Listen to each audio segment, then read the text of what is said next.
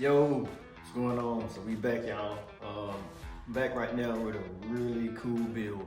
Right now working on this Bonafied PWR with the Crush City wrap. I think it was like a raffle or giveaway or something. Anyway, I don't really know much details about it, but the guy who won it sold it to a guy who brought it to me to rig. So it's gonna be a pretty cool episode, y'all. Y'all stay tuned. We're gonna go through the whole build. I got a lot of good stuff going on this build from the front to the back of the boat. Right here, see, of course, I got the XTR out here.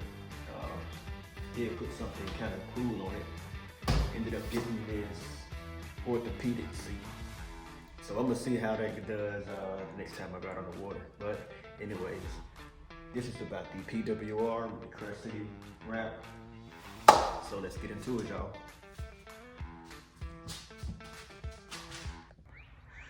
So finally getting to doing this walkthrough of this this Bonafied PWR build.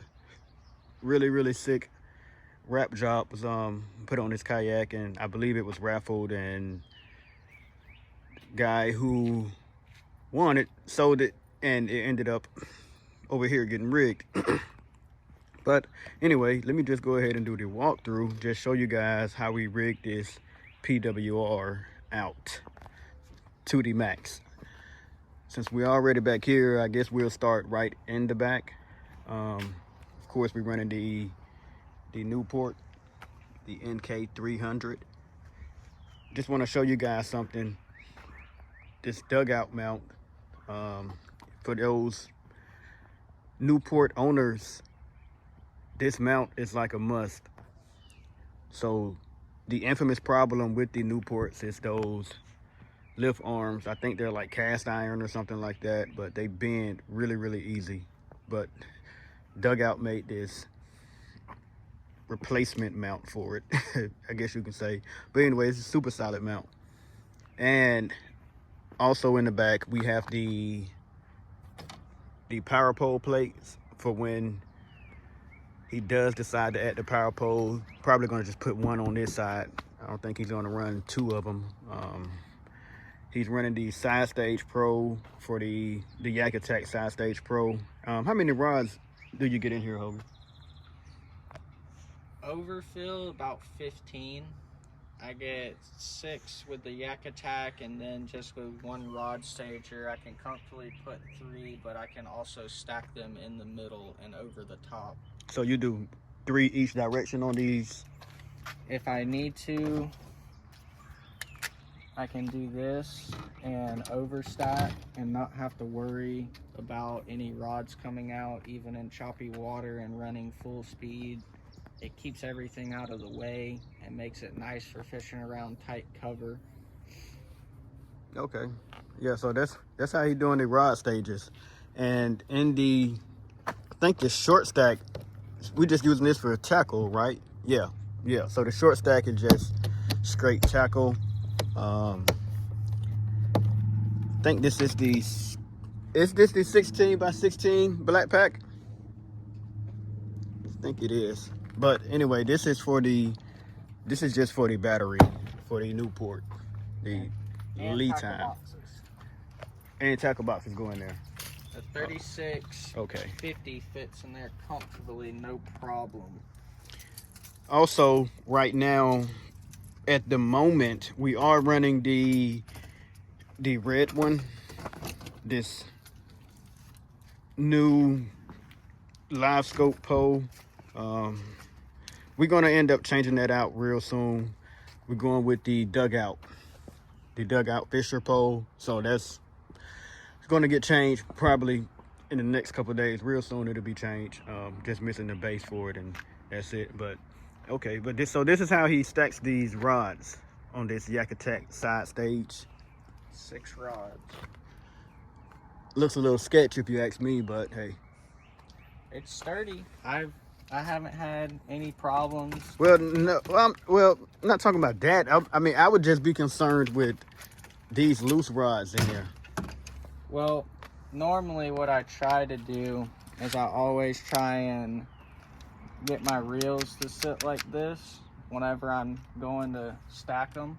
Mm-hmm. Then that way I can kind of shove them down in there, and they don't go anywhere. I haven't had any issues out of it. Granted, I wouldn't put 10 of them on one side, but Okay. I can fit 7 comfortably if they're all bait casters. Okay. And we also running the Wizard foot pedals, foot steer. Look like you need to adjust your line. I do. Yeah. So we're running the Wizard foot steer, Garmin. This is a 126, I believe, ain't it? 126 SD. Yep, Garmin 126. Got the Litime 100 amp hour battery up in the front. Computer board up front for all of the accessories. Transducer not on yet.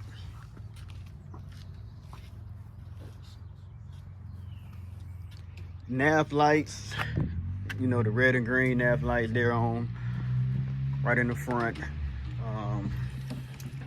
We go around the other side, show you some of the lights, show you the lights we're running. Got the Yak Attack throttle mount for the NK300. Also got these, I think Bonafied makes these plates. I don't know if they're one objective or Bonafied, but you got these side plates on both sides. This side, he's gonna have the power pole remote, 2 of the short stacks, rock lights, and this is the Litime 38 volt battery for the NK300. I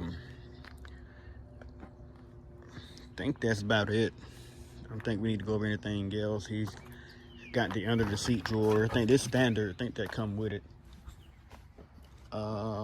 Yeah. So the Auxbeam. Let me show you guys the Auxbeam that we're running.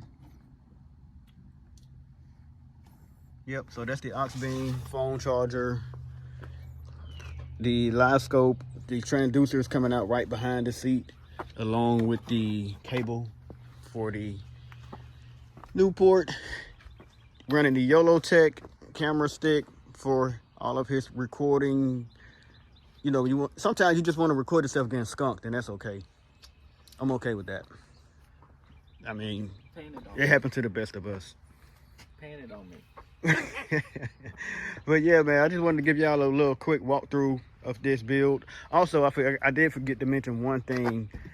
He is running this plate. Now, I don't know if I personally think he's going to put the power pole over here, but he might run 2 and use this mount for one. This is the stern mount, the double mount for the motor and the power pole. Actually, I feel like this plate helps him pick up a little speed, in my opinion. Because when we're out on the water, he was running over 7 miles. Really, that's not really fair at all. I'll just say this on camera. At the hard labor spot, the spot that me and Sham went to, it took me 30 minutes to run from the boat ramp all the way to the north end, and it took Sham about 45 minutes to get there on full speed for both of us. Yeah, that's why I said that it's really not fair. I mean, it does give you an edge over competition. Dry weight, just battery and NK with the Garmin and the 12 volt in the front, but no tackle. I hit low 7s, like 7.3 has been my fastest, just messing with some weight. But if you ain't got a PWR with an NK, you're not going to be the first one to the spot. Yeah, you heard it there first. Probably going to be the last time you hear it there too. I think Newport got an NK600. I'm going to end up putting it on mine. Nah, just playing. I don't want to get nobody in the comments. Oh, where did they coming out with that? Nah, I'm joking. I'll be the first one to have it. But yeah, seriously, this is the PWR build, man. Like I said, this was the Crush City one. I was really excited to rig this out for him. So on to the next one. Then, oh yeah, he did mention it. So the underglow lights, are those on? Yep. Okay. So we got these little cool underglow lights right there. They're on both sides. I don't really know how they look yet in the water. I haven't seen them. How do they look? Can you see them really? they're pretty bright, but it's not like a green light in a way. You're not gonna get in trouble for it. It's not bright enough to shine into the water. You'll just see it at the front of the kayak, and gives you a little bit more of a safe feeling knowing that you can be seen on the water and not have an issue. Okay, that's what's up. So what's your overall opinion on the PWR compared to the Hobie? Because he came from a Hobie. I came from a PA-14. I really enjoyed the PA.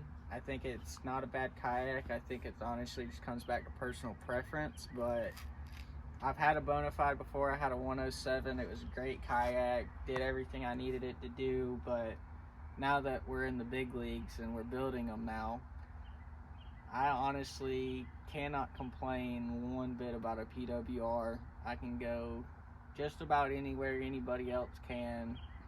It's fast, stable, has plenty of storage, never felt unsafe even in 4-foot chop on the boat, and honestly, it's the fastest one, and you ain't gonna catch them running 2 miles an hour like you used to. All right, well, there it is, y'all. There y'all have it, man.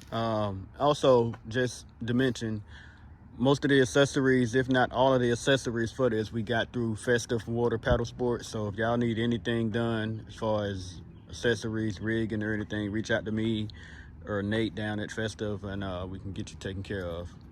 Also, y'all go hit up BRD Skins if you want a dope wrap, because these people did an amazing job on this wrap. Granted, I didn't buy it, but it looks insane and it fits perfectly on the kayak. Okay, all right, so there it is, y'all. I'll be dropping another build soon. I got since we were just speaking of Hobie, I just rigged out a Hobie PA-14, so I'll be dropping that one pretty soon. Be looking out for it. I'm already done with the build, just gotta go through the videos, the footage and everything, and then I'm gonna upload that. So on to the next one, man. I'll see y'all later. Holla.